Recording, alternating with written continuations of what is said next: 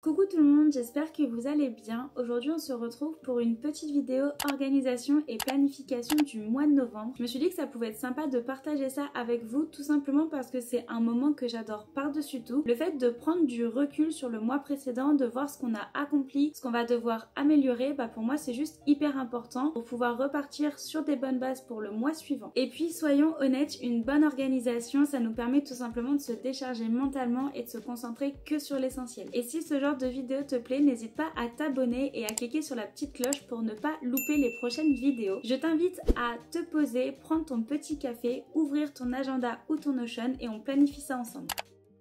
Avant de passer au mois de novembre, je voulais d'abord faire un petit bilan du mois d'octobre avec les moments dont je suis fière et les leçons que j'ai apprises. C'est la première fois que je fais cette page sur Notion. En fait, j'ai jamais pensé à faire le bilan du mois précédent, même si je trouve ça hyper important pour ne pas reproduire les mêmes erreurs sur les mois suivants. Après, on verra au fil du temps si c'est vraiment une page qui m'est utile ou si je la zappe complètement pour me faire gagner du temps. Pour la page, c'est très simple, je la sépare en fonction de mes catégories et ensuite je vais ajouter des photos en fonction de ce que je note pour que ce soit un petit peu plus esthétique. Alors pour commencer, les moments dont je suis fière en octobre, la première chose ça a été d'aller voir un psy. C'est quelque chose que je redoutais depuis très longtemps. Beaucoup de personnes me disaient qu'il fallait que j'aille en voir un parce que j'ai un passé qui est assez lourd et j'arrive pas à m'en défaire. Je vous en avais déjà parlé dans une autre vidéo et au final j'ai redouté le moment mais j'y suis allée, j'ai pris mon courage à deux mains. Vraiment la première séance elle a été libératrice. Quand j'ai terminé ma première séance j'étais vide, j'ai pleuré comme pas possible pendant ma séance mais je me sentais tellement soulagée, j'avais l'impression d'avoir un poids en moins et donc ça j'en suis super fière parce que c'était pas forcément quelque chose de facile pour moi. La deuxième chose que j'ai notée dont je suis fière c'est que je me suis beaucoup plus concentrée sur moi. C'est vrai que ces derniers temps j'avais du mal à prendre du temps pour moi, à faire les choses que j'aime etc. Et au final ce mois-ci j'ai pris le temps de lire, de me faire des petites soirées un peu plus cocooning en regardant ma série ou des films qui me faisaient du bien. Donc ça là-dessus je suis très contente parce que c'était un point qui me pesait énormément. Et la troisième chose que j'ai notée, c'est le fait de prendre le rythme d'une vidéo par semaine. Je sais pas si vous vous souvenez, mais au début, je voulais faire une vidéo toutes les 2 semaines. Et au final, je me suis rendu compte que avec une bonne organisation, je pouvais enchaîner une vidéo par semaine. Et ça, j'en suis très fière parce que c'est pas simple à gérer. Ça demande beaucoup de travail. Et puis, vu que j'avais du temps, je me suis dit let's go. Mais voilà, il y a des petites choses qui vont changer aussi parce que j'ai commencé un nouveau travail. Mais tout ça, je vous l'expliquerai dans une autre vidéo ou je sais pas quand. Je suis quand même fière d'avoir fait une vidéo par semaine pour ce mois d'octobre. Au niveau des leçons que j'ai apprises, la première chose que j'ai notée c'est si la personne ne veut pas changer, eh bien tu n'y peux rien. En ce moment j'ai des petits différends avec mon papa, c'est assez difficile, je vais pas rentrer dans les détails parce que c'est très personnel. J'ai l'impression qu'il a pas forcément envie de changer et je me rends malade, c'est-à-dire que je me mets dans des états des fois pas possibles, je pleure assez souvent par rapport à ça. En fait malheureusement si lui en lui expliquant les choses il a pas envie de changer, c'est comme ça, t'y peux rien et c'est la vie. Tu vois. Ce que j'ai noté, c'est quand on croit en ce qu'on fait, ça fonctionne. Comme je vous le disais, là je suis en VDI. Eh bien, j'ai enfin décroché mon stage pour aller en Finlande. Ça y est. Je crois que j'ai spoilé une autre vidéo. Bon bref, c'est pas grave. Je pars en stage. Ça y est, je suis hyper contente. J'ai eu la réponse aujourd'hui. Au début, j'y croyais pas trop parce que la personne me répondait pas. Je savais pas ce que j'allais faire après mon master, etc. Au final, j'ai cru en ce que j'allais faire. Là, j'ai la réponse et j'y vais. Sauf que pour y aller, il faut que je gagne un petit peu d'argent pour pouvoir vivre correctement là-bas. Et c'est pareil, je pensais que j'allais avoir énormément de mal à trouver un petit job pour pouvoir financer ce stage. Et au final, j'ai trouvé ce job pour financer mon stage. Donc, encore une fois, quand on croit en ce qu'on fait et quand on croit que ça va fonctionner, eh bien, ça fonctionne. Et la troisième chose que j'ai notée, c'est quand on fait vraiment ce qu'on aime, eh bien, tout paraît plus simple. C'est-à-dire que depuis que je fais les sports que je surkiffe, c'est-à-dire le karaté et la danse, eh bien, j'adore le sport. C'est-à-dire que je peux faire 4 à 5 séances par semaine et j'ai pas l'impression de me dépenser plus que d'habitude. C'est pas une corvée. Je le fais vraiment par envie et je suis ultra contente par rapport à ça. C'est pareil au niveau de mes vidéos YouTube. Je suis de plus en plus contente de mes plans, de voir comment j'évolue au niveau de mon montage, de voir que mes miniatures elles évoluent aussi. Mais parce que j'ai pris la décision d'être moi-même, de partager ce que j'aimais, peu importe ce que les gens pouvaient en penser. Moi, ça me fait plaisir de filmer ça, de monter comme ça, de faire comme ça, etc. Et forcément, quand on fait les choses qui nous passionnent, qu'on aime, qui sont naturelles pour nous, nous, tout paraît justement plus simple. On n'a pas l'impression que ce soit une corvée, on n'a pas l'impression qu'on nous met un couteau sous la gorge, on le fait par envie et ça c'est super cool. Après ce petit bilan, je passe à mes objectifs du mois. Je les divise en deux catégories. La première catégorie, c'est les objectifs personnels et la deuxième catégorie, c'est les objectifs professionnels. La plupart du temps, je note maximum 2 objectifs par catégorie parce que sinon, selon moi, on se perd, on pense à trop de choses et on ne se concentre plus sur l'essentiel. Pour moi, vaut mieux en fait espacer ces objectifs sur plusieurs mois pour vraiment prendre le temps de travailler et de se concentrer dessus plutôt que de vouloir tout mettre au même moment où potentiellement on ne va pas réussir, on va se décourager, voire même culpabiliser et ça, c'est ma spécialité. Au niveau de mes objectifs personnels, j'ai noté me détacher des actions des autres. Ça revient en lien avec ce que je disais par rapport à mon papa. Ce qu'il fait ne me regarde pas, même si ça me brise le cœur, même si j'ai beaucoup de mal à assumer tout ce qui se passe, bah c'est comme ça. Voilà, et il faut que j'arrive à m'en détacher parce que je suis en train de me polluer la tête, de me polluer la vie avec ça et il faut que j'arrive à me détacher de tout ça. Je sais que ça va être difficile parce que bah, c'est quand même quelqu'un de ma famille, enfin même de très proche, mais voilà, je sais qu'il faut que je me détache parce que ça va être trop compliqué sinon. Et la deuxième chose que j'ai notée, c'est réussir à lier le travail avec mes réseaux mais sans m'oublier parce que je sais très bien que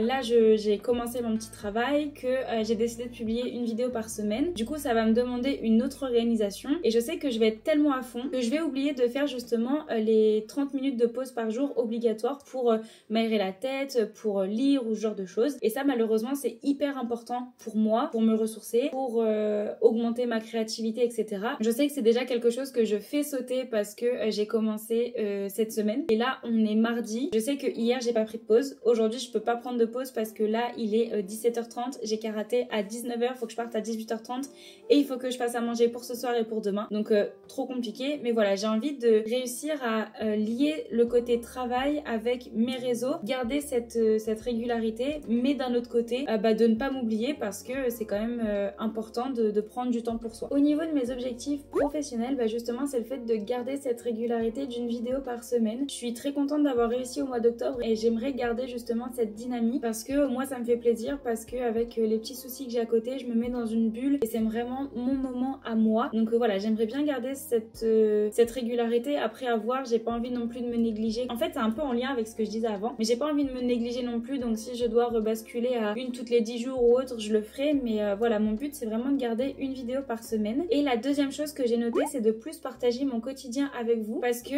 je me rends compte que sur YouTube j'arrive à partager ce que je fais, de mes journées, etc. parce que c'est vraiment des journées, enfin des vidéos qui sont consacrées à ce que je fais dans mes journées. Mais je me rends compte que par exemple sur Instagram, hormis mes posts, eh bien je ne partage pas ce que je fais et je me dis que ça peut peut-être être intéressant, enfin ça peut être sympa de partager ça avec vous, mais j'ai l'impression de pas être légitime parce que j'ai pas l'impression que ma vie elle est hors du commun. Je fais pas énormément de choses, je fais souvent la même chose, donc j'ai peur que ça comment dire, j'ai peur que ça, je sais pas comment expliquer ça, j'ai peur que ça ennuie les gens, enfin que ce soit rébarbatif, etc. Donc je me limite à ça, mais c'est encore une fois une croyance limitante et j'aimerais bien partager un petit peu plus mon quotidien, montrer ce que je fais parce que la vie post-études ça passe par les vidéos YouTube mais ça passe aussi par mon quotidien et c'est vrai que les personnes qui me suivent pas sur Insta, là vous voyez un petit peu ce que je fais après mes études, mais je me dis que si je partage plus mon quotidien, eh bien vous verrez encore plus ce que je fais après mes études réellement et ce sera pas juste à travers des vidéos. Donc si vous ne me suivez pas sur Insta, n'hésitez pas à y aller parce que c'est vraiment l'objectif de ce mois-ci quoi. Maintenant que mes objectifs sont posés, je vais passer à mon calendrier mensuel pour organiser concrètement mon mois de novembre. Alors en fait, comment je m'y prends?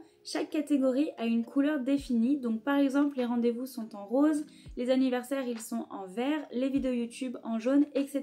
Concrètement, dès que je dois fixer un rendez-vous, une sortie, une soirée ou autre, je le note immédiatement dans mon Notion. Comme ça, je n'ai pas besoin de revenir dessus chaque mois. Et ça c'est pareil pour les anniversaires parce que ma petite tête oublie très vite. Et ce qui est cool avec Notion, c'est qu'à la fin de l'année, j'ai juste à reprendre mois par mois et changer la date d'anniversaire. Comme ça, je n'oublie personne d'une année sur l'autre. Ce qui me reste à planifier, ce sont surtout mes réseaux, c'est-à-dire les dates de sortie de mes posts et de mes vidéos. Donc pour ça, je me réfère à ma liste d'idées dans une page dédiée à chaque réseau, puis je les ajoute aux dates prévues. Finalement, je me rends compte que le calendrier mensuel n'est pas quelque chose qui me prend le plus de temps. Après, je sais que je devrais planifier aussi des moments pour moi, des sorties et de la détente, mais bon, chaque chose en son temps. Mais bref, en fait, je me rends compte que je planifie les choses longtemps à l'avance et que je n'attends pas forcément le dernier moment pour le faire. En fait, pour moi, le début de mois, c'est plus un moment où je réunis tout au même endroit pour éviter de me perdre par la suite. En ce qui concerne la création de contenu, je note mes idées brutes sur une page dédiée à chaque réseau et ensuite je les intègre à mon mon planning en fonction de mes envies, de la saison, des mois, etc. Ce qui fait que là, si on prend l'exemple de YouTube, je n'ai pas à trouver 4 idées de vidéos, 4 idées de shorts à l'instant T, c'est-à-dire là maintenant. Tout est prévu pour le mois et ça c'est réfléchi à l'avance. Je vais vous montrer une page exemple pour vous montrer un petit peu comment je m'organise pour mes réseaux. Donc pour chaque réseau, j'ai une page qui lui est dédiée. En premier, on a une petite to-do list et un onglet chronologie. Je vais pas rentrer dans les détails, c'est juste personnel pour que je m'y retrouve un minimum. Ensuite, on arrive sur un tableau planning mensuel où toutes les vidéos du mois, voire même les vidéos du mois suivant sont référées. À chaque vidéo, il y a le type de vidéo, sa date de sortie, son statut, son avancée, si j'ai fait la miniature et la description. Voilà, en fait c'est tout simple, mais ça me permet derrière de bien planifier mes semaines et d'être hyper organisée pour ne pas être perdue par la suite. Et en dessous, j'ai une vue galerie où je note toutes mes idées de vidéos qui sont classées en différentes catégories, comme par exemple voyage, vlog, post-études, etc. Une fois que tout est organisé niveau travail et contenu, j'aime bien prendre un petit temps pour me poser et pour réfléchir à ma routine du moment. C'est ce qui m'aide à garder un bon équilibre et à ne pas me laisser submerger. Mes habitudes, je les divise en 2 catégories. Il y a les habitudes que je vais suivre sur plusieurs mois et les habitudes qui sont plus ponctuelles, je dirais, à un instant T. Dans la première catégorie, ce sont les habitudes que je considère comme essentielles au quotidien et qui me font vraiment du bien. Par exemple, le fait de faire mes 4 séances par semaine, de lire 4 fois par semaine, de boire mes 2 litres d'eau par jour, de bien manger sans grignoter. Bref, ce sont des habitudes que je considère comme vitales autant pour le physique que pour le mental. À cela s'ajoutent les routines du moment qui sont pour moi hyper importantes à ce moment précis. Par exemple, là en ce moment, je prends des compléments alimentaires et je fais des soins pour ma chute de cheveux. Toutes ces habitudes-là, je les suis sur mon téléphone grâce à l'application Habit Now. D'ailleurs, ne vous inquiétez pas, il y a une version gratuite. Vu que je suis un petit rat, je ne prends jamais les versions payantes. Et ensuite, en fonction des semaines, j'ajoute 3 habitudes supplémentaires en fonction de comment je me sens ou de ce qui me paraît important à l'instant T. Par exemple, ça peut être le fait d'aller prendre l'air 2 fois par semaine, de limiter le scrollage à 30 minutes par jour, d'avoir une vraie bonne night routine ou alors de faire une vraie pause de 30 minutes tous les jours. En fait, ce sont des habitudes qui sont plus liées à mes défauts. Je sais pas si vous voyez ce que je veux dire. Et pour finir, j'aime bien terminer ma planification par une petite wishlist ou une petite liste d'envies du mois. Ça peut être des choses très différentes mais qui sont toutes simples, comme par exemple un DIY que j'ai envie de réaliser, un livre que j'ai envie de lire, une série ou un film que j'ai envie de regarder. En fait, c'est ma façon à moi de rendre le mois plus doux et plus motivant. En ce qui concerne ma wishlist ou du moins ma liste d'envies, ce que j'ai envie de faire ce mois-ci, ça va être de lire le Pumpkin Spice Café et Campus Agency. J'ai fait une petite vidéo pâle d'automne. Je sais que je me suis encore une fois fixé 3 livres et que je vais pouvoir en lire qu'un seul. Donc je pense que mon top 2 de ces 3 livres, enfin du coup ça n'a pas trop d'intérêt de faire un top, mais vous avez compris, ça serait en premier vraiment le Pumpkin Spice Café parce que j'en ai beaucoup entendu parler. En plus c'est mon chéri qui me l'a offert et puis je me dis que ça fait vraiment automne vibe, etc. Donc j'ai vraiment envie de le lire en priorité. Ensuite j'ai noté de tester une recette de cinnamon rolls. Je trouve que c'est la recette un peu parfaite pour l'automne. C'est un peu même idéaliste, mais je voulais le faire en collation aujourd'hui même, sauf que bah encore une fois je n'ai pas le temps et ça prend beaucoup de temps. J'avais pas pensé à ce que la pâte repose 1h30, etc. Mais c'est quelque chose que j'avais apprécié parce que j'avais goûté ça dans une boulangerie, donc j'aimerais bien faire les miens, enfin tester la recette. Ensuite j'ai mis commencer mon carnet naturaliste et en même temps tester l'aquarelle, ça va un petit peu ensemble. Du coup avec Jeanne on a parlé de justement de carnet naturaliste, etc., que c'était cool de pouvoir aller se balader en pleine nature, de dessiner ce que l'on voyait, etc. Et vu que j'aime beaucoup la nature, que j'aime bien dessiner, je me suis dit bah pourquoi pas créer ça. En plus je me suis inspirée un petit peu, enfin j'ai vu sur Pinterest pas mal de photos qui sont juste magnifiques, donc je me dis je n'arriverai jamais à ça, mais ça peut être cool. Bah en fait ça m'incitera à sortir et en plus de ça je pourrais aussi exercer une autre passion que la lecture, à savoir le dessin. Ensuite j'ai fait toute une liste de films, de séries à regarder, donc forcément c'est le fait de regarder la fin de mercredi. J'ai regardé la première partie de la saison 2 et j'ai surkiffé, j'ai trop hâte de la terminer cette saison. Ensuite j'ai marqué commencer Gilmore Girls, j'en entends beaucoup parler mais je sais pas trop de quoi ça parle, donc bah j'aimerais bien tester. Refaire un marathon Twilight parce que je trouve que c'est la saison parfaite pour regarder cette saga, se mettre sous un plaid avec une bougie, des pop-corn, une petite boisson chaude. Je trouve que c'est vraiment la saison parfaite, c'est un peu comme Harry Potter, sauf que Harry Potter je l'ai fait l'année dernière, donc cette année je me dis pourquoi pas changer. Ensuite regarder Un automne à New York. Alors me demandez pas ce que c'est, j'ai juste regardé un peu des films et des séries à regarder à l'occasion, c'était dans la liste donc pourquoi pas. Faudra peut-être que je me renseigne quand même. Ensuite j'aimerais bien regarder Coco de Disney. Je sais que c'est un peu en lien avec la fête des morts à Mexico, donc enfin au Mexique, pas à Mexico mais au Mexique, donc je me dis bah c'est l'occasion pour Halloween, etc. En plus je l'ai jamais vu, j'adore Disney, c'est un peu ma passion, donc bah voilà, que demander de plus. Et ensuite, bah vu qu'on arrive en novembre et que le mois d'après c'est décembre, ça je le ferai peut-être plus fin novembre, mais c'est de trouver ma petite déco de Noël. Parce que pour moi, novembre, bah on commence déjà la période des sapins, des cadeaux. C'est un petit peu ma wishlist que j'ai envie d'accomplir pour ce mois. J'espère que je vais en cocher pas mal. Voilà. Voilà, je pense que j'ai fait le tour de ma planification du mois de novembre. Franchement, ça m'a fait trop du bien de prendre ce petit moment, de me poser et de tout remettre à plat. J'espère que cette vidéo vous aura motivé à faire la même chose chez vous, même si c'est d'une autre façon. Et d'ailleurs, n'hésitez pas à me dire en commentaire comment vous vous organisez et les petites habitudes que vous avez décidé de mettre en place pour ce mois-ci. Et bien évidemment, de vous abonner et de liker cette vidéo si elle vous a plu. Je vous fais plein de bisous et je vous dis à très vite pour une prochaine vidéo. Bye!